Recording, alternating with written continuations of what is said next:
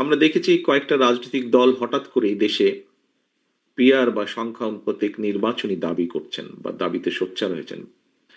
বাংলাদেশে সংখ্যানুপাতিক নির্বাচনী যে ব্যবস্থা প্রবর্তনের অর্থ কিন্তু রাষ্ট্র এবং রাজনীতিতে বিচ্ছিন্নতাবাদ, ফ্যাসিবাদ, চরমপন্থার বিকাশের পথ সুগম করে দেওয়া। সংখ্যানুপাতিক যে নির্বাচনী ব্যবস্থা, এটা কিন্তু বিভ্রান্তিমূলক সমাজ সৃষ্টি এবং সরকার অস্থিতিশীলতার কারণ হয়ে উঠতে পারে বা উঠবে। বাংলাদেশের প্রেক্ষাপটে দেশের স্বাধীনতা, সার্বভৌমত্ব হুমকির সম্মুখীন হয়ে পড়বে। দেশের জনগণের সুদৃঢ় ঐক্য চাইলে কোনোভাবেই আমরা মনে করি সংখ্যানুপাতিক নির্বাচনী ব্যবস্থা চালু হওয়া উচিত না। এই ধরনের দাবি উত্থাপনের বিষয়টিকে কোনো কোনো দল গণতান্ত্রিক অধিকার হিসাবে দেখলেও, বিবেচনা করলেও দেশ এবং জনগণের সাথে বিএনপি বাংলাদেশকে সংখ্যানুপাতিক যে পিআর সিস্টেম, এই নির্বাচনী ব্যবস্থার জন্য উপযোগী নয় বলেই আমরা মনে করি। কারণ আমরা যদি একটু দেখি ভালো করে, 2024 সালে গণ অভ্যুত্থানের আরো একবার কিন্তু প্রমাণিত হয়েছে, এই যে গণ অভ্যুত্থান হয়েছে, এই গণ অভ্যুত্থান নিজেই কিন্তু একটি বিষয় প্রমাণ করে।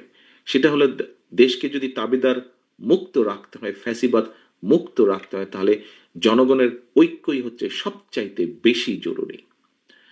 সম্মানিত উপস্থিতিবৃন্দ, আপনারা রাজনৈতিক, অর্থনৈতিক, সামাজিক, সাংস্কৃতিক সব দিক থেকে সমাজের সবচেয়ে সচেতন অংশ।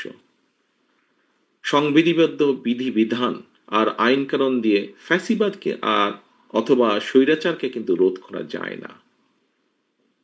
বরং আইন কানুন না মানার কারণেই কিন্তু কেউ কেউ ফ্যাসিস্ট কিংবা অটোক্রেট হয়ে উঠতে পারে। রাষ্ট্র ঠেকাতে চাইলে জনগণকে রাজনৈতিক এবং অর্থনৈতিকভাবে, যা বিভিন্ন সময় আমি বলেছি, জনগণকে যে কোনো মূল্যে রাজনৈতিকভাবে এবং অর্থনৈতিকভাবে শক্তিশালী হিসেবে গড়ে তুলতে হবে।